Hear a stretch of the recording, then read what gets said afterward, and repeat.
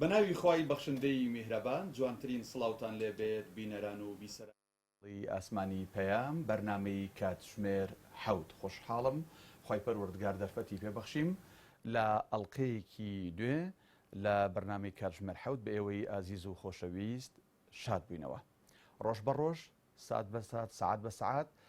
لە وادەی هەڵبژارنی پێشوەختە کە بڕیارە لە دەی دەبڕێوە بچێت نزیکە بینەوە حیزب و لایەنە سیاسیەکان و کاندیدەکانیش بانگەشەکەیان ڕۆژ لە دوای ڕۆژ قۆناغ بە قۆناغ گەرمتر دەکەن. کۆمەڵ و هەڵبژارنی پێشوەختە تەوەرەی ئەم بەرنامەیەمانە بێت بە میوانداری زۆر بەڕێز فاروق عەلی ئەندامی ئەنجومەنی باڵای کۆمەڵی دادگەری کوردستان کە بە سوپاسەوە ڕاستەوخۆ لە سودەکانمان لە شاری سلێمانیەوە لەگەڵماندایە. کاک حاجی فاروق سڵاوی خۆت لەبێت. سڵاوی خۆ لێەوە. ئەگەر لەوە دەست پێ بکەم کۆمەڵی ئیسلامی پێگەی جەماوەری لە هەرێمی کوردستانە، بنکە و بارەگاکانی لە هەرێمی کوردستانە، بە شاری کەرکووکی شەوکە ئێستا ناوچەی دەرەوەی هەرێمی کوردستانە، بەڵام هەر بەشێکە لە کوردستان لە ئەدەبیاتی کۆمەڵی ئیسلامی کۆمەڵی دادگەریە. قسەکە لەوەیە پرسیارەکە ئەوەیە بۆ ئێوە ئەوەندە موکوڕن ئەوەندە سوورن لەسەر ئەوەی کە کۆمەڵی دادگەری لە بەغدا و لە ئەنجومەنی نوێنەران حزوری هەبێت و بوونی هەبێت. بەناوی خۆی بەخشندەی میهرەبان سڵاو ڕێزم بۆ جەنابتان و بۆ بینەران و بیسەرانی کەناڵی ئاسمانی پەیام. دیارە بوونی کۆمەڵی دادگەری کوردستان لە بەغداد و ئەو داکۆکیی کە ئێمە بەردەوام چەندبارەی دەکەینەوە کە پێویستە نوێنەرانی کۆمەڵ لە بەغداد ببن، هۆکارەکانی زۆرن. یەکێک لەو هۆکارانەی کە پێم وایە گرنگترین هۆکارە، ئێمە بۆ خۆتان دەزانین لە هەرێمی کوردستان بەردەوام بانگەشەیەوە کراوە و حەقیقەتێکیشە کە زۆرینەی هەرە زۆرینەی ڕەهای خەڵکی کوردستان خەڵکێکی موسڵمانە، ئاینی پیرۆزی ئیسلام عەقیدە و بیر و باوەڕێتی و پابندن بە ئەنجامدانی فەرشەکان و شاعیرە ئاینی پیرۆزی ئیسلام. ئەمە ناکرێ خەڵقانێک نوێنەرایەتی ئەم گەلە موسڵمانە بکەن لە بەغداد کە شانازی بەو عەقیدە و بیر و باوەڕەوە نەکەن و نوێنەری ڕاستەقینەی ئەم خەڵقە موسڵمانە نەبن و ئاوێنەی ڕنگدانەوەی ئەم خەڵقە نەبن. نوێنەرانی کۆمەڵی دادگەری نوێنەری ڕاستەقینەی ئەم خەڵقە موسڵمانن و ئاوێنەی ڕنگدانەوەی بیر و باوەڕەکانیانن. ناکرێ خەڵقێک نوێنەرایەتی ئەم گەلە موسڵمانە بکە بەڵام لە بەغداد پێچەوانەی ئاڕاستەی ئەم خەڵقە هەڵسو کەوت بکە و لە خەمی بەرژەوەندیەکانی ئەم گەلومیلەتانە بێ. ئەگەر لە ماوەی ڕابردوو سەیری خولەکانی پێشووی پەرلەمانی بەغداد بکرێ، دەردەکەوێت کە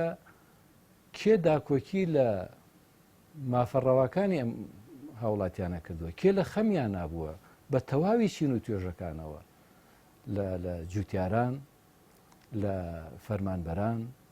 لە مامۆستایان، لە زانایانی ئاینی، لە زانکۆ و لە قوتابیان و لە تەواوی پێکاتەکان. بۆیە کاتێک کە کۆمەڵی دادگەری لەوێ نەبێ، ئەی کێ بێ داکۆکی لە مافی ئەم خەڵقە بکات. باشە ئێمە دەزانین لە ماوەی ڕابردووە لەبەرەوەی کە لایەنەکانی کەس زۆری نەبوون، بەردەوام لە بەرژەوەندی خۆیان و حیزب و شەخص و ئەمانە بوون. دەبینی کە ئەوەی داکۆکی لە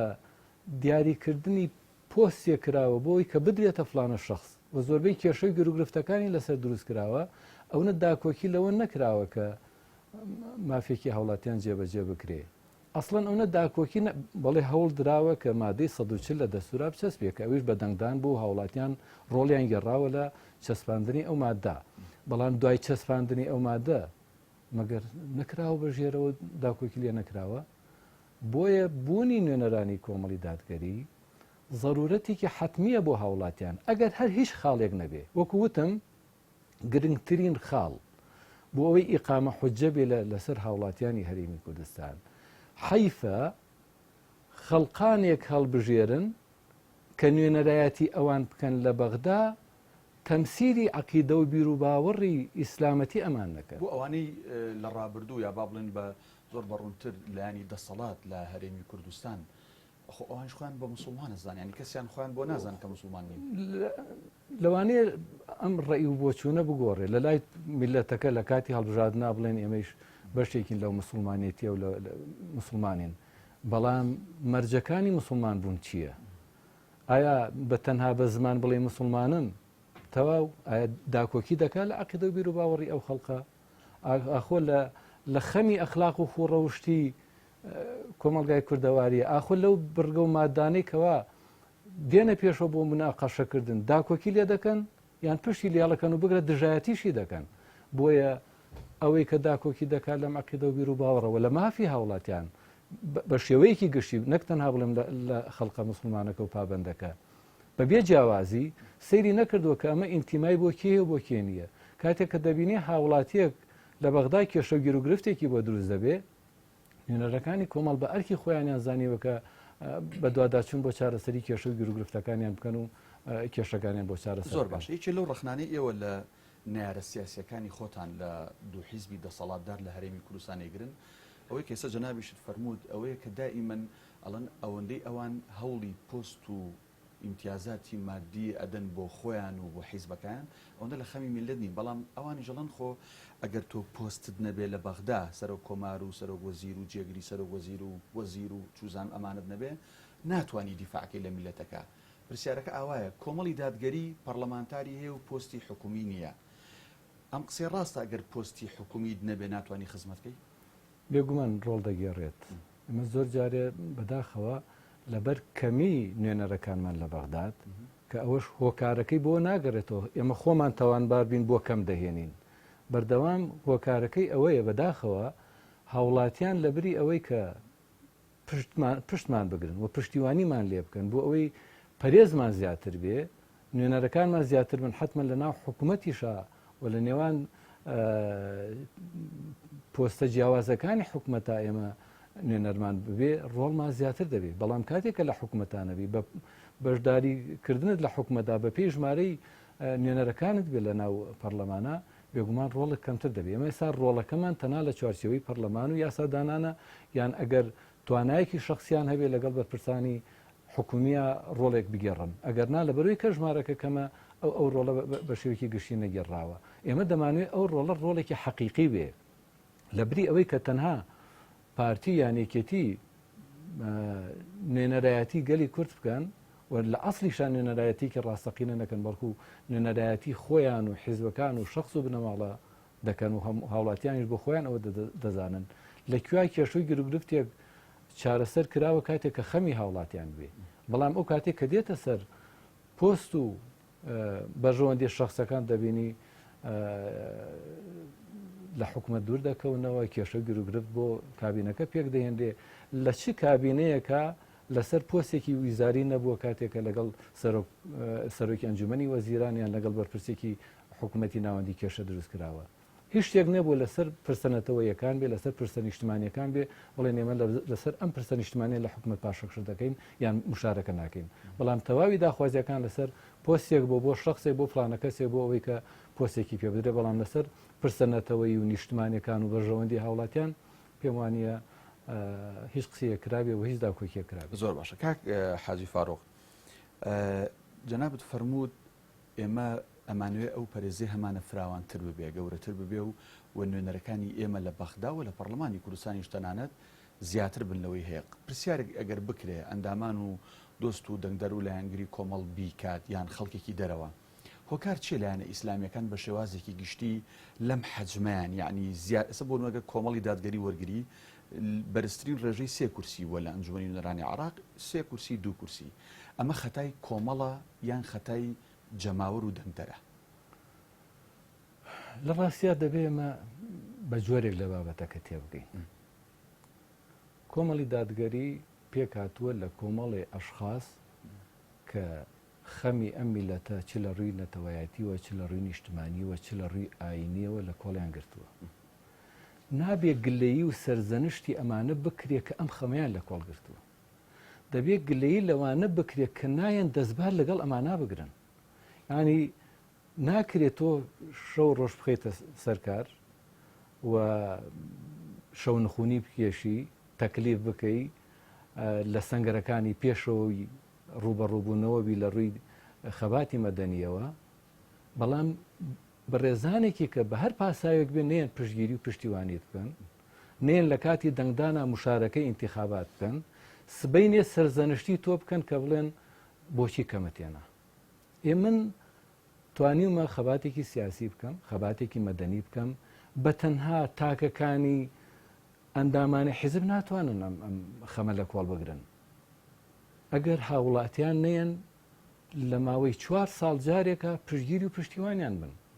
ئەسڵەن ئێمە جارێک تاقی نەکراینەوە تاکوونێ بڵێن کاکە وڵایی تاقیمانکردنەوە شکستیان هێنا. بەداخەوە هێشتا بەشێک لە هاوڵاتیانیش تا ئەندازەیەک ئاسی ڕۆشنبیریان وایە پیان وایە کە موچە و چارەسەری کێشەی گرفتەکانیان تەنها لە ڕێگەی دوو حیزبە دەسەڵاتدارەکەوەیە ئەگەر ئەوان نەبن ئیتر هەموو شتێک دەفوتێ. لە کاتێکە لە چەند ساڵی ڕابردوو بۆیان دەرکەوت کە ئەوانن مافەکانیان دەخۆن، موچەیان دەبڕن، دەیکەنە ڕۆژێ لە سابی سوێک دەبڕن، ڕۆژێن لە نیوەی دەبڕن، ڕۆژێ نازانم چی دەکەن و چی ناکەن، هەر شتێک دەکەن، سەیری بەرژەوەندی خۆیان دەکەن و مافەکانی هاوڵاتی دەخەنە پشتۆ لە ژێرپیان دەنێن. بۆیە ینی ئەوە ئێمەی گلەی دەکەین لە هاوڵاتیان وەکو تاکێکی کۆمەلگا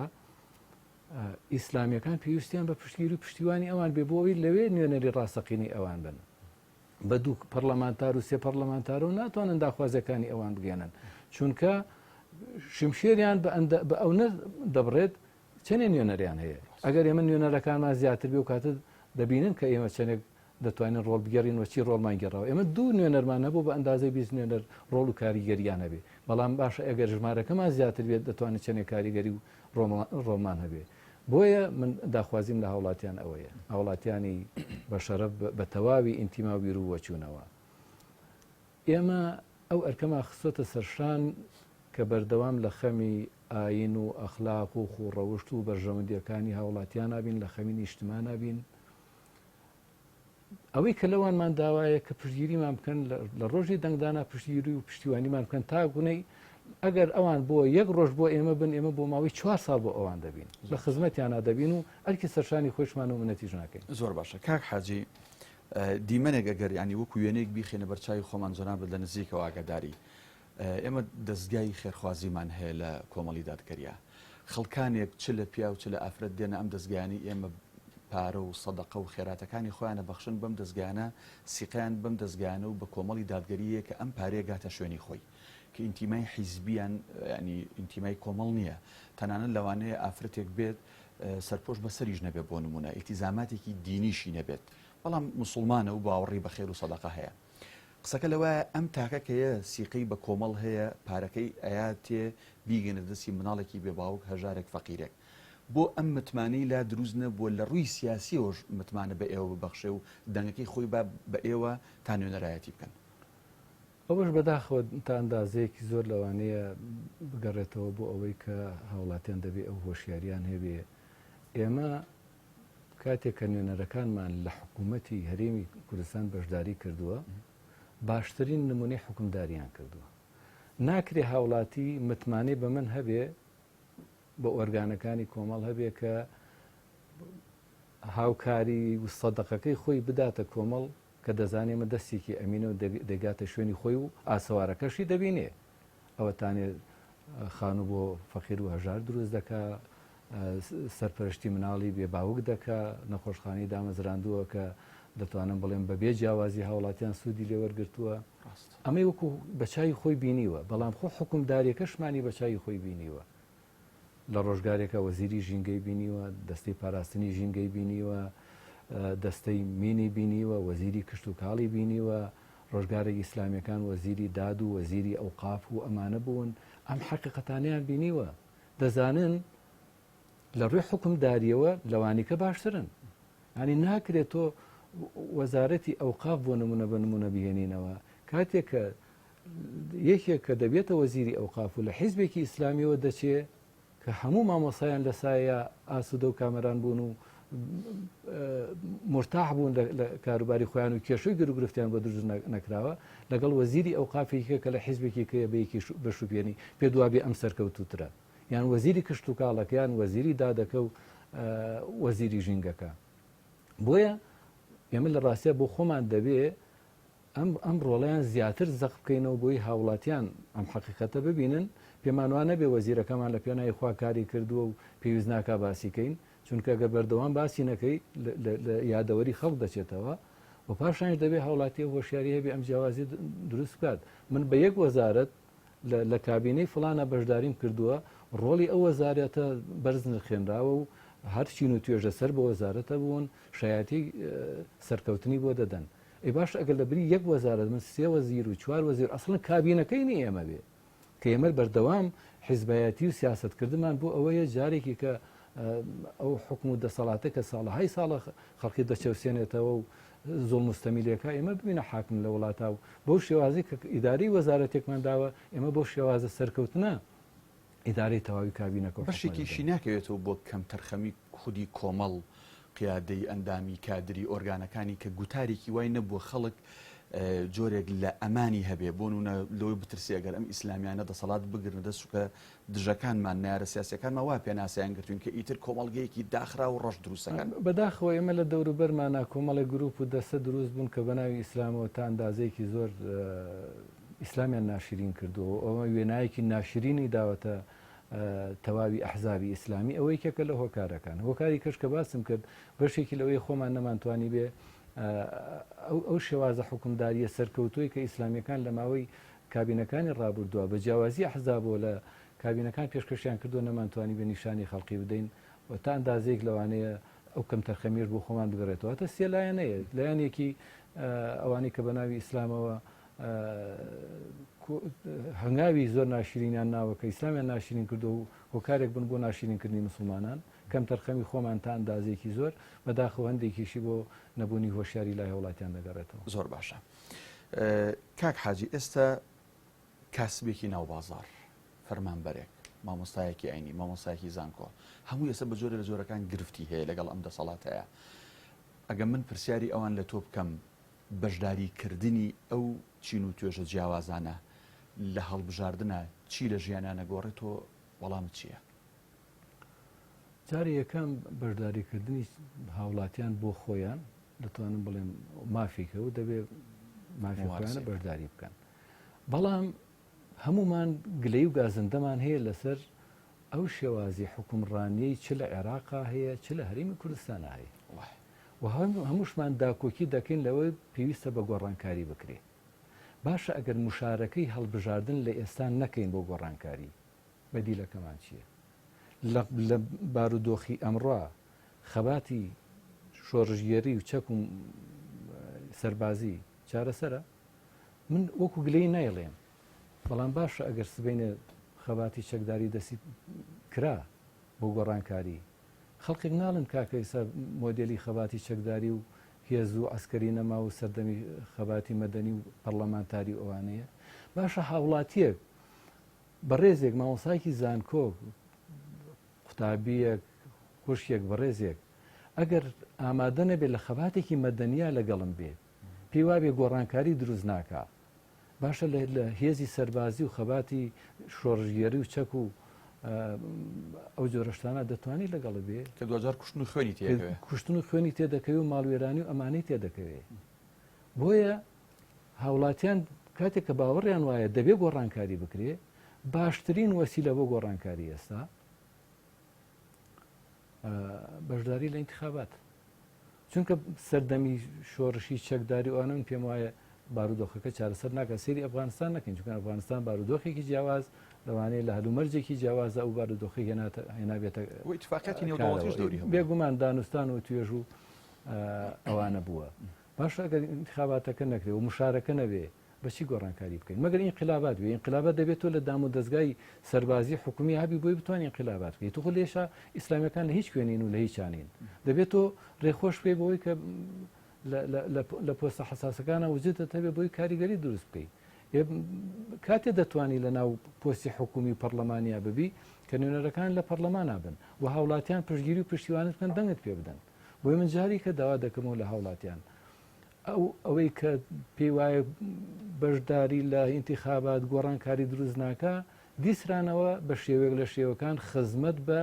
مانەوەی ئەو بارودۆخە دەکا کە ئێمە ئێسای تیاین هیچ کەسی ئەمین نییە لە ماڵ و منداڵی خۆی ڕۆژنامەنووسە ئەمین نییە، بازرگانە ئەمین نییە، قوتابیە، مامۆسایە، نازانی ئایندەی چییە و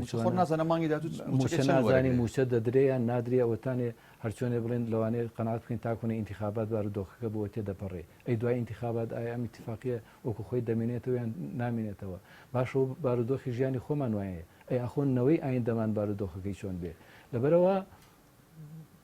پێویستە هاوڵاتیان هیچ شتێک سادیان نکاتەوە و ئەو گومانانەی دەیانخەنە بەردەستیان بەرچاویان گویان لێ نەگرن، بە تایبەتی بۆ ئەو خەڵقی کە نیگەرانی و نەیارە لە بەرامبەری ئەو دەسەڵاتی کە ئێستا هەیە. نەچوونی بۆ ئینتیخابات جگە لە دروستکردنی بێهیوایی هیچی کە نییە، جگە لە درێژەدان بەو بارودۆخەی کە هاوڵاتیانی تیا دەژین هیچی کە نییە. بەلای کەمی با بڕۆن دەنگ بدەن ئەو نوێنە لە ڕاستەقینانەی کە متمانەیان هەیە کە لە ڕابردووە چیان کردووە، با متمانەیان پیانەوێ بەوەی کە تاقییان بکەنە بزان ئاخۆ جیاواز نین لە چاو ئەوانی کە من پێم وایە سەیری ڕابردووی نوێنەری ئیسلامیەکان بکەی ئەو حقیقەتە دەسەلمێ کە جیاوازیان زۆر زۆرە لەگەڵ نوێنەرەکانی کە بەلای کەمی لەوانەیە ئیشەکەی لەبەر نەڕۆشت بوو بێنان لە خەمی چارەسەری کێشەی گرفتەکان بووە. بەڵام ئەیە ئەوانی کە لە خەمی هاوڵاتیان و بەژەوەندی هاوڵاتیان بوون. زۆر باش کاک حاجی جەناب ئەندامی ئەنجومەنی باڵای کۆمەڵی دادگەریت سیاسەتدار ژێری ئەم حیزبە جەنابتانن بە هاوکاری لەگەڵ سەرکردایەتی کۆمەڵ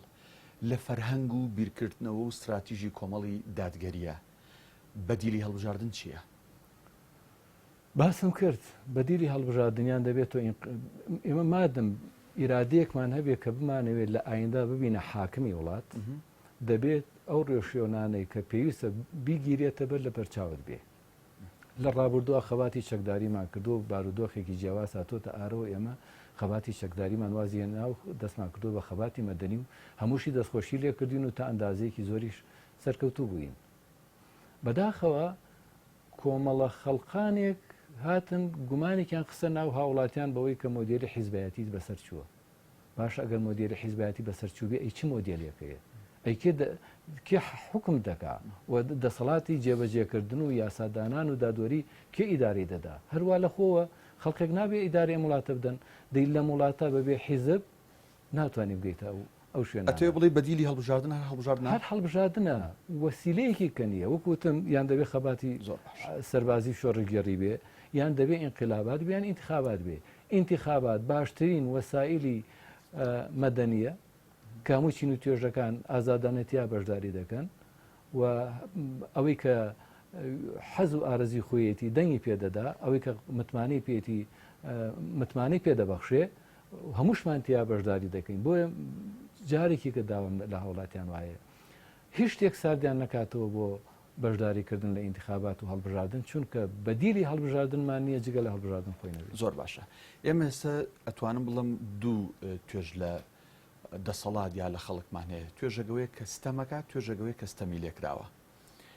ئەوەی ستەمی لێکراوە بە بڕوای جەنابێت چۆن سزای ئەم دەسەڵاتە قۆڕخکار و چتە و مافی خەڵخوراوە ینی بکاتەوە چۆن سزای بە ئەوەی ستەمی لێکراوە بەردەوام ئەگەر بێدەنگ بێت لە ماڵی خۆی دانیشی بڵێ بە من ناگۆڕێت بەردەوام لەو ستەما دەژی بۆ ئەوەی کۆتایی بەستەم بێ هەمومان بە یەک ئاز دەتوانین بەشدار بین بۆی کۆتایی بە ستەم و ستەمکاری و پاوانخوازی و قۆڕخکاری و گەندەڵی بێنین ئەوش بەشداریە لە هەڵبژاردن. هەمومان ئەرکێکمان لەسەر شانە و بە دڵنیاییشەوە ئەگەر ڕازی بین بەوەی کە هەیە بۆ خۆمان بەرپرسیارەتی دنیا و قیامەتمان دەکەوێتە سەر و ناوێ گلەی لە خەڵقی بکەین. کاتێک کە تۆ 4 ساڵ جارێک ئیرادەیەک هەیە بەوەی کە شانسی خۆت تاقیکەیتەوە ئیرادەی خۆت بچەسپێنی ڕۆڵ بگێڕی لە گۆڕانکاریەکان کە تەنها دەنگدانێکە خۆت و خانەوادە و خێزانت ئەوانەی کە دەیناسن. ئەگەر ئیرادەت نەبێ بە پاساوی جیاجیا نەڕۆی دەنگ بدەی کەواتە ڕازی بوونە بەو بارودۆخەی کە هەیە ئەگەر جارجار گلەی و گازندە و پرتە و بۆڵەش بکەی تۆ لە 4 ساڵ جارێکە دەرفەتێکت بۆ ڕەخسا ئەم دەرفەتە جێبەجێ نەکرد نەتخۆستەوە بۆ ئەوەی کە گۆڕانکاری ئەنجام بدەی دوایەکە گلەی لە کێ دەکەی بارودۆخێ بۆ خۆت سازاندوتە دوایەکە گلەی لە خەڵکی دەکەی پاشان بارودۆخێ بۆ خۆت سازاندوتە من هاتووم و هاوکاران و ئەحزابەکان هاتوون دەیانەوێت بەشێک من لەو گۆڕانکاریە ئەگەر تۆ پشتگیری لێ نەکەی و پشتیوانی نەبی و دەنگی پێ نەدەی دوایەکە دەڵێ کاکە شکستی هێنا نا ئەو کەسە شکستی هێناوە شکستی خوادۆ کە ناچێت دەنگ بدا ڕۆڵی نەگەڕا لە گۆڕانکاریەکان کە بەشێک نەبوو لە گۆڕانکاریەکان و بەڵکو بەو بارودۆخە رازی بوو چونکە دانیشتن و نەڕۆشتن بۆ بەردەمی سندوقەکانی دەنگدان پێم وایە رازی بوونە بەو بارودۆخی کە هەیە زۆر باشە باست لەوە کرد کە لە ڕابردووان نوێنەرەکانیەوە چ لە حکومت بوو بێتن وەکو وەزیرەکان چ لە پەرلەمانی کوردستان لە عراق لە ئەنجومەنی پارێزگاکان لە بەڕێوەبەرە عامەکان و مدیر ناحیە و ئەوانەی کە هەتان بووە چیتان کردو باست کرد ینی ئاماژەیەکی کورتت پێەیە بەڵام پرسیاری جددی ئەوەی هاوڵاتیاڵی باشەگەر کۆمەڵی دادگەری لە دوو کورسیەوە ئێستا 5 بربژێری هەیە هەر پێنجیان بوونە ئەندامی ئەنجومەنی نوێنەرانی عراق ئەی چیتان پێەکرێ ئەتوانن چی کە زیاد بکەن من باسم کردوتم دوو نوێنەرمان هەبووم قەناتم وایە بە ئەندازەی 20 نوێنە ڕۆڵ و کاریگەریان هەبوو خۆ ئەگەر 5 بن لە ناو پەرلەمانی بەغا ڕۆڵ و کاریگەریان زۆر زۆر زیاد ئەم کاریگەریە بۆ حیزبەیە دەتوانن ئێمە بەردەوام لە خەمی حیزبان نەبووین ئێمە تەنها حیزبێک بین حیزبێکی کوردی بووین نوێنەرەکەی لە کاتی ڕۆشتن بۆ داکۆکیکردن و چارەسەرکردنی کێشەی هاوڵاتیانە لە دەرەوە ناوچەی سەوز تیرۆ دەکرێت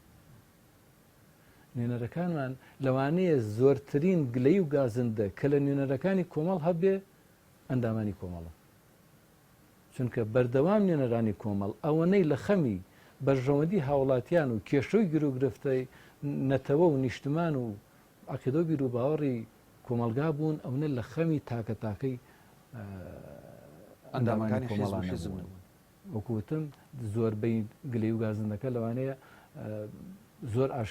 ئاشکرا بێ کە خەڵکی کۆمەڵ گلەی و گازندە هەیە بۆ پیان وایە دەبوون نوێنەرەکان تا ئەندازێک لە خەمی ئەوان نابوون بەڵام ئەوە سەربەرزیە بۆ نوێنەرانی کۆمەڵ کە بە شێوەیەکی فراوان لە خەمی هاوڵاتیان نابوون بە دوواداچوونیان بۆ کێشەی گرروگرفتی هاوڵاتیان کردووە سەیری مشارەکەیان بکەن لە هۆڵی پەرلەمان کە بزانن نوێنەرەکانی کۆمەڵ کاتێک کە قسەیان کردووە داکۆکیان لە چی کردووە یەکێکیان لە لێژنی داراییە بۆ بەردەوام لە موازنە و ڕێخستنی بودجە و موچەی هەرێمی کوردستان و فەرمانبەران و جوتیاران و ئەمانە بەردەوام داکۆکی کردووە بۆیە ئەوەی کە بە 5 کەس دەکرێت باشترە لەوەی کە بە 2 کەس بکرێت ئەم جارە با هاوڵاتیان پشتگیرمان بکەن ببین بە تایبەتی ئەم جارە یاساکە گۆڕاوە تا ئەندازەیەکی زۆر بەدەستێنانی نوێنەر و کورسی تا ئەندازەیەکی زۆر قرس بووە با هاوڵاتیان سبینێ نەڵێن کاکە شکستیان هێنا من پێم وایە کاتێک کە ئەگەر ئیسلامیەکان خوانەخواستە سەرکەوتو نەبوون کە ئومێدم وایە سەردەکەوین گلەی لە ئیسلامیەکان نییە شانیان داوەتە ژێرەم کارە گلەی لەوانەیە کە لە ماڵە دانیشتون و ئیرادی گۆڕانکاری زۆر باشە بیر و بۆچوونێک هەیە قسەیەک هەیە فرەدراوەتە شەقامەوە کە بێگومان ئەمە دەسەڵات بە مەبەست چۆن خەڵک سار دەکاتەوە ئەم قسێش بە مەبەست فرەدراوەتە شەقامەوە ئەوەیە کە هەموو حیزبەکان هەموو لایەنەکان وەکو یەکوان و هەموو پەرلەمانتارەکان وەکو یەکوان و بۆ بەرژەوەندی مادی شخصی خۆیان و حیزبەکانیان لەوێن ئەم قسەی ڕاستە ڕۆژۆکو یەک وایە کر و نابیناوەکو یەک وایە ئەوەی کە دەبیسیە ئەوی کە نابیسیەوەکو یەک وایە ئەوەی کە دەسەڵاتی ڕەهای هەبووە حکومداری ئەم هەرێمە بووە زۆرترین نوێنەری لە پەرلەمانی کوردستان و پەرلەمانی عێراقا هەبووە ئەوەی کە ویستوێتی بە ئارەزوی خۆی کردوێتی وەک ئەو وایە کە هیچ دەسەڵاتێکی نەبوو بێ ناوەکو یەک نییە لە چیا من تاوانبار بم لە چیا وەکو ئەوام مەگەر ڕیفراندۆم من بڕیارم لەسەردا مەگەر فرۆشتنی ئابووری سەربەخۆ فرۆشتنی نەوت من بڕیارم لەسەردا و کۆمەڵی دادگەری بوو ئیسلامیەکان بوون مەگەر لە دەستدانی لە 150 خاکی کوردستان پاش ڕشتنی ئەو هەموو خوێنە و ئەو هەموو قوربانی دانا ئیسلامیەکان بوون مەگەرەوە ئیسلامیەکان بوون لە پێناوی بەرژەوەندی شخصی و وەدەستخستنی پۆست و مادە کێشە گرروگرف لەگەڵ حکوومەتی ناوەندا دروست بکەن مەگەرەوە ئیسلامیەکان بوون لەبری ئەوەی لە خەمی مزگەوت و زانایانی ئاینی و عقیدە و بیر و باوەڕی ئەو خەڵقا بن هەر ڕۆژێ و سەماکەرێک و گۆرانی بێژێ بهێنە لە ناوم هەرێمە پیشانی خەڵکی بدەن ناو ئیسلامیەکان لە خەمی هاوڵاتیانان لە خەمی بەرژەوەندی نیشتمان و ئەخلاق و بیر و باوەڕی کۆمەلگاهن بەڵام کاتێک کە تۆ کەمترین نوێنەرت هەبێ کاتێک کە لە حکومداریان نەبیت کە وەکوتم بەشداری لە حکوومەتی عێراق و حکوومەتی ناوەندا پێویستە بە ژماری نوێنەرەکانتەوە کاتێک کە تۆ لە حکوومەتان نەبیت ئیسلامیەکان لە حکوومەتان نەبوون پۆستێکیان ڕایوێشکاریان شتێکیان هەبێ کەمترین ڕۆڵ دەگەڕن لە ئایندە عێراقا بۆیە بۆ ئەوەی کە هاوڵاتیان بەشێک بن لەو حکوومەتە بە کاتێکش دەتوان بۆ خۆیان یەکەیەکی هاوڵاتیان بەشێک بن بەشدار بن لە حکوومەتەکە لە حکوومەتی ئایندە عێراق و نوێنەرایەتی ڕاستەقینەیان بکرێت دەنگدانیان بە نوێنەرەکانی کۆمەڵی دادگەری ئەویان بۆ دەستەبەر زۆر باشە حیزبی بچووک و گەورە بەڵە ژمارە دەورە بینی وەک ئاماژت پێکرد ینی چەند گرنگە لە باتی دوو دەد هەبێ 15 دەبێ 20 دەبێ ئیشەکە فراوانتر و گەورەترە بێ بەڵام بە بڕوای کۆمەڵی دادگەری یان حاجی فاروق کە ئەندامی ئەنجومەنی باڵایە حیزبی گەورە و بچووک بە ژمارەی کورسیەکانی لە نوێنەرایەتیەکان ینی حسابی بۆ کرێ خوێندنەوەی بۆ کرێیان بە هەڵوێست و ئیش و کار و موقیفەکانی هەردوو لای هەیە تۆ هەرچی هەڵوێست و موقیفت هەبێ بە بڕوای من ئێستا لە ڕووی ناوەندەی سیاسی و دیبلۆماسیەکانەوە سێ دەکری کە بزانێت چەند نوێنەرت هەیە بەڵام ئەگەرچی زۆرترین ژمارەی نوێنەرت هەبێ بەڵام هەڵوێست و موقیفیان نەبێ لە ڕووداوە چارە نووسازەکانە بێدەنگ بن ژمارەکە هیچ کاریگەری نییە بۆ ئەوەی کەوا سەنگی قورسایی هەبێ پێویست بە نوێنەرە بەڵام دەبێت نوێنەرەکانیش خاوەن مووقیف و هەڵوێست بن ئەو کاتە ڕۆڵ و کاریگەری هەبێ بەڵام گرنگەوەیە هەموو هاوڵاتیان دەزانن نوێنەرانی کۆمەڵ لە هەرکوێ بوو بن نە هەڕەشە ترساندونی نە هەوڵدان بۆ دەستەمۆکردنیان هەڵی خلسکاندون بۆ هەڕەشەتان لێکراوە من ئەوەی کە دەیبیسی لە نوێنەرەکانمان لەوانەیە تمۆحی مادی خراپێتە بەردەستیان بە شێوە لە شێوەکان کاتێ مووقیفیان هەبوو بێ بە شێوەیەک لە شێوەکان هەوڵیان داوە بترسێنرێن بەڵام نوێنەرەکانی کۆمەڵ نەدەترسێن و نە هەڵیش دەخلسکێن نە تمۆحی مادی هەڵیان دەخلسکێنێ نە هەڕەشە و چاوسورکردنەوە دەیان ترسێنێ زۆر باشە هەر لەو حیزبی بچووک و گەورەیە سەرنجت بۆ قسەی سەرۆکی لیستی هاوپەیمانی ڕاکێشم قوبات تاڵەبانی لە وتاریکە ئەڵێ دەنگ مەدەن بە حیزبە بچووکەکان دەنگدان بە حیزبە بچووکەکان دەنگدانە بە پارتی یعنی ئەم پارتی گەورەکردنە خۆی لە خۆیان چێ من حەزەکەم ینی بۆ ئەوواڵێ دوم بۆ دەنگدان بە حیزبە بچووکەکان دەنگدانە بە پارتی تەمانەوە پێم وایە لە کاتی هەڵبژاردنە پەتای هەڵبژاردن هەیە لەوانەیە ئەو بەڕێزە بۆ خۆی پەتای هەڵبژاردن ئەوەی کردبێ ئەگەر نا هەموو خەڵک ئەگەر تەمە ناشدەکەم بەسی کۆمەڵ نەبوو بێ چونکە خەڵک کۆمەڵ دەناسێ و ئەو حیزبێش دەناسێت کە ئەو بەڕێزە قسەی تیا کردووە دەزانێت کۆمەڵ بە نوێنەرێک و بۆ وەزیرێکەوە باراش لە ئاشی هیچ کەسێ ناکە سەر بە خۆی هەیە لە بڕیادان بەرژەوەندی هاوڵاتیان لەکوێ بێ لەوێ دەبێ و ئەو نش کە حیزبەکەی ئەو خزمەتی بەو پارتی کردووە کە ئەو ڕەخمە لە حیزبە بچکەکان دەگرێ پێم وانییە کۆمەڵی دادگەری بچێتە ناو ئەو هاوکێشەوە کە ئەو بەڕێزە باسی کردووە و هەرگیز ناچێتە هاوکێشەی کەسیشەوە کۆمەڵی دادگەری خاوەنی سیاسەتی سەربەخۆی خۆیەتی خەمی هاوڵاتیان لەکوێ بێ کۆمەڵی دادگەری لە سەنگەری پێشەوەیە هاوڵاتیان بەرژەوەندیان لەکوێ بێ لەوەیە بەردەوام لە سەنگەری هاوڵاتیان دەمێنێتەوە داکۆکیان لێ دەکا و پەشیمانیش نابێت و هیچ کاتێکیش پاشەکشە ناکە لەو هەڵوێستانی زۆر باشە بێگومان کۆمەڵی دادگەری 5 کاندیدی هەیە لە کوێی ئەو بازنانی کە لە هەرێمی کوردستان و عێراق هەیە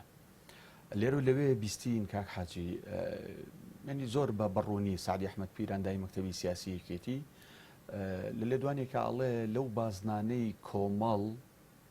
وتەمەند باسی لایانی کێژەکە بەس من ێستا لە بەروی جەناب دۆک و نوێنەری کۆمەڵ لێرەی قسە لەگەڵ جەناب دەکەم ئەڵێ لەو بازنانەی کۆمەڵ کاندیدیان نییە بەربژێریان نییە ئێمە لە یەکتێگەیشتن و جۆرێک لە ڕێکەوتنمانەیە کە ئەوان دەنگەدەن بە بەربژێرەکانی ئێمە هەر بەڕاست ئەمە وایە کۆمەڵی دادگەری هەر شتێکی هەبێ شتێکی پەنهان و شارەوە ناکە ئەوەی کە نهێنیە لە لای کۆمەڵ ظاهرە هیچ شتێکی بەنهێنی نایڵێتەوە لەگەڵ هاوڵاتیانی خۆی و لەگەڵ دەنگدارانی خۆیان ڕاستگۆیە وەکو خۆت باست کرد سێشەمە برارەکەبوونەی سەرکردایەتی هەبێ بە ڕاشکەوانە ئەو موڵکی فۆڵێستانە ڕادەگەیەندێت کە کۆمەڵ لێک تێگەیشتنی هەیە چی هەیە چی نییە ئەوە ڕادەگەیەندێت و ئەو گومانە لە لای هاوڵاتیان کۆتایی پێدەێنرێ زۆر باشە لەو 5 بەربژێرەی کاندیدتان کردوون لەسەر ئەساسی دەنگەکانی کۆمەڵ لەو بازنانە جەنابەت وەکو ئەندامێکی ئەنجومەنی باڵا پێشبینیەکەن ئەم کورسیانی کە ئێستا هاتانە 2 کورسی کەمی ئەەکەن احتیفاز بەم دوانەوەکەن یان نەخێر ئێوە طموحتانەیە 5تان بربژێر کردو هەر 5 لە ئەنجومەنی نەرانی عراق بێ. تەمان ئێمە پێمان وابوو لە شوێنی کەش توانامان هەیە و دەنگدەری باشمان هەیە دەکرا لە شوێنی کەش کاندیدا بنین. ئەگەر وەکو جاری ڕابرد و ساختەکاری و گزی و چاوسورکردنەوە ئەو جۆرەشتانە نەبێ ئێمە بەڵێ قەناتمانەوەی هەر 5 میلیۆنەرەکانمان بە پشتیوانی خوای گەورەوە بە متمانەی هاوڵاتیان دەبنە ئەندامی پەرلەمانی عێراق و نوێنەرایەتی ڕاستەقینەی خەڵقی دەکەن. بەڵام ئەگەر ساختەکاری نەکرێ ئەگەر دەنگەکان نەدزرن کە پێشبینیەکان وان وەکو فەرمانبەرانی کۆمیسیۆن و بەرپرسانی کۆمیسیۆن دەڵێن کە تا ئەندازەیەکی زۆر ساختەکاری بەرتەست کراوەتەوە بەردەوام ئێمە ئەومان و تو ئەگەر ساختەکاری نەکرێ وەگەر هێزە ئەمنی و حکوومیەکان و سەربازیەکان بەکار نەهێنرێن پێم وانییە جیاوازی نێوان لە هەرێمی کوردستانە جیاوازی نێوان حیزبی گەورە و حیزبی بچووک ئەو نەبێ ئەگەر هاوڵاتیان بکرێتە پێوەەر. بەڵام زۆر جارێت دەنگدانی تایبەت و هێزە سەربازیەکان و دەستگایەکانی دەستگا ئەمنیەکان و فەرمانبەرانی حکوومەت و ئەوانە کە چاوسورکردنەوەیان لە بەرامبەر دەکرێت هەڕەشەیان لێ دەکرێت دەترسێنرێن ئەگەر ئەمانە نەمێنن پێم وایە جیاوازی نێوان ئەحزابەکان لە هەرێمی کوردستانە تا ئەندازێکی زۆر کەم دەبێتەوە بۆ شێوازە نامێنێ. بەڵام دەیڵێمەوە ئەگەر ساختەکاری نەکرێ و هەڕەشە و گڕەشە نەکرێت لە هەوڵاتیان ئازادانە دەنگی خۆیان بدەن نەترسێنرێن ئومێدمان وایە بە پشتیوانی خۆی گەورە و بە متمانەی هاوڵاتیان هەر 5 کەسەکە کە دیاریمان کردوون پاڵێوراوەکانمان شانسیان هەبێ کە ببنە ئەندامی ئەنجومەنی نوێنەران. قسێکی جەناب سەرنجە ڕاکێشان وتە ئێمە لە بازنەی کەش ژماری دەنگدەر و خۆتمان هەبووە بەس پرسیارەکە لەوەی ئەی بۆ لەو بازنانەش کاندید و بەربژێرتان نییە تا ئەندازەیەکی زۆر بەژۆندێکەکەمان ئەوە لە پێچاوگرت بەشێکیشی لەوانەیە پەیوەست بوو بێ بە توانای داراییەوە یان گۆڕینی یاسای هەڵبژاردنەکە بوو کە بە تەواتی بەرچاو ڕۆشن نەبوو ئاخۆ شانسی خۆمان تاقیکەنەوە لە هەموو پارێزگاکانیانە. وەک ینی پژگیرێک بۆ قسەکەی جەنابەت کەوتێگەر هەڵبژاردنێکی پاک و بێگەرد هەم لە ڕووی باڵین میکانیکەوە میکانیزمەوە نەزیه بێ هەم لە ڕوویەوەی کە خەڵک تموحی مادی نەخرێتە بەردەم یان هەڕەشەی لێ نەکرێت ئێمە لەگەڵ لایەنەکانی دەسەڵات ینی ئەگەر لەوان زیاتر نەبین وەکو ئەوان نەبین. منەمێ سەرنجی تۆ بۆ پرسیارە ڕابکێشم خوێنەوەی تۆ بۆ ئەوە چییە پارتی لە سلێمانی بەقەر کۆمەڵ دەنگێنە یا جاروای لەویش کەمتر دەنگێنە یەکێتیش لە هەولێر و دووەک یا بەقەدەر کۆمەڵەیە لەو کەمترەوە ئەوە چی ینی لە زۆنی خۆیانوانی ئەو حقیقەتەیە کە لە هەر شوێنێک هەر حیزب لایەنێکیان لەوێ حکومدار بێ حاکم بێ بەرپرس بێ لە دام و دەستگا حکومیەکان لە هێزە سەربازیەکان لە هێزەکانی ئاسایش و دژە تیرۆر و ئەو ناوانەی کە هەیەە لەوێ زۆری نەدەهێنێ پارتی لە هەولێر و دۆک زۆری نەدەێنێ بۆ خۆی لەوێ حاکمی مطلقا بەڵام لە سلێمانی لە بە ئەندازە ئێمە نایێنێ یەکێتی لێرە زۆری نەدەهێنێ لەبەروی دەرفەتی چاوسورکردنەوە و تەزویر و ساختەکاری هەیە بەڵام لە هەولێر لەگەڵ ئێمە جیاوازیەکی ئەوتۆی نییە. ئەمە ئەو حقیقەتە دەرەخا کە ئەگەر هێزەکان بەکار نەهێنرێن ئەو دام و دەستگانی کە ساڵەهای ساڵا داوا دەکەن پێویستە نیشتمانی بە نیشتمانی بکرێن و حیزب خاوەنیان نەبێ هێزە سەربازیەکان دەستگاکانی ئاسایش دەسەڵاتی داروەری فەرمانگە و فەرمانبەرەکان وەربی خەرە پێشچوی خۆت لە بەڕێوەبەری فەرمانگەیەکەوە تا دەڕاتە بەڕێوەبەری گشتی و تەواوی پێکاتەکانی حکوومەت کۆمەڵی دادگەری ئیسلامیەکان لە چه موقعێکیانە دەسەڵاتیانە پۆستی زۆر کەم کەویست لە ماوەی ڕابردووە لە حکوومەتە خۆجیەکانە ئێمە خەڵکمان هەبووە بە پێی ئیتیفاق و ڕێکەوتن ئەوانش کەمکەم بە هەر پاساوی بێ دەبینی هەر ڕۆژێ و یەکیان دەگوازرێتەوە یەکیان لا دەدرێ بەبێ ئەوەی بەڵگە حوجە هەبێ لەسەر لادان و لەسەر گواستنەوەکەی بۆیە ینی ئەگەر ساختەکاری و بەکارهێنانی دەسەڵاتی سەربازی و ئیداری نەبێ حقیقتان دەردەکەوێت کە جیاوازەکان هەنیان نی. زۆر باشە دواوتەی فاڕۆق عەلی ئەندامی ئەنجومەنی باڵای کۆمەڵی دادگەری بۆ هاوڵاتیان بەگشتی بۆ دەنگدەرانی هەرێمی کوردستان و بۆ ئەندام و دۆست و لایەنگرانی و دەنگدەرانی کۆمەڵ بە تایبەت چییە؟ من وەکو تاکێکی ئەم وڵاتە وەکو هاوڵاتیە کە لەم هەرێمە ژیان دەکەم وەکو کوڕێکی یەکێک لە بنەماڵەکان لە ماڵەکانی ئەم هاوڵاتیانی هەرێمی کوردستان داوا دەکەم و تکایان لێ دەکەم هیچ گومانێک لەوە ساردیان نەکاتەوە کە بڕۆن بۆ بەردەمی سندوقەکانی دەنگدان و دەنگ بدەن چونکە ئەوەی کە ناڕوا بۆ دەنگدان نەک مافی خۆی جێبەجێ ناکە بەڵکو لەوانەیە بڵێم ئەگەر جایز بێ بڵێم تاوانێک دەکات لە بری ئەو کەسێک دەنگ دەدا کە پێچەوانەی ئیرادەی ئەسڵی ئەو بووە بۆیە من وەک هاوڵاتیەک وەک کوڕێکی ئەم نیشتمانە دەستی هەر هاوڵاتێک ماچ دەکەم چاوی ماچ دەکەم کە خۆی بە بەرپرسیار بزانێ بەرامبەر گۆڕانکاریەک ئەگەر هێزی سەربازی بێ بە تەنها بە پیاوان دەکرێت بەڵام ئێستا گۆڕانکاریەکە لە 18 ساڵیەوە بۆ پیرەمەردێکی 100 ساڵە دەکرێت بە پیا و ئافرەتەوە گەر ئیرادەی گۆڕانکاری هەبێ بۆیە دەستیان ماچ دەکەم چاویان ماچ دەکەم تەکلیفی برایانەیان لێ دەکەم کە هیچ شتێک ساردیان نەکاتەوە و بڕۆن بۆ بەردەمی سندوقەکانی دەنگدان و دەنگ بدەن بە نوێنەری ڕاستەقینەی خۆیان نوێنەرانێک کە داکۆکی لە مافی ڕەوایان بکەن نوێنەرانێک کە ئاوێنەی ڕنگدانەوەی عەقیدە و بیر و باوەڕی ئەوان بن کە لە 100% لە نوێنەرەکانی کۆمەڵی دادگەریە ڕەنگ دەدەنەوە. بەڕێز فاروق عەلی ئەندامی ئەنجومەنی باڵای کۆمەڵی دادگەری سوپاس بۆی کە لە ستودیۆی کاتژمێر 7 ئامادە بوویت. دووبارە سوپاس. بینەرانی عەزیز و خۆشەویست، سوپاس بۆ ئێوەش کە تا ئەم کاتە بینەر و بیسەرمان بوون. تاڵقەیەکی نوێ لە بەرنامەی کاتژمێر 7 هەموو لایەک بەخوای گەورە ئەسپێرین. خواتان لەگەڵ.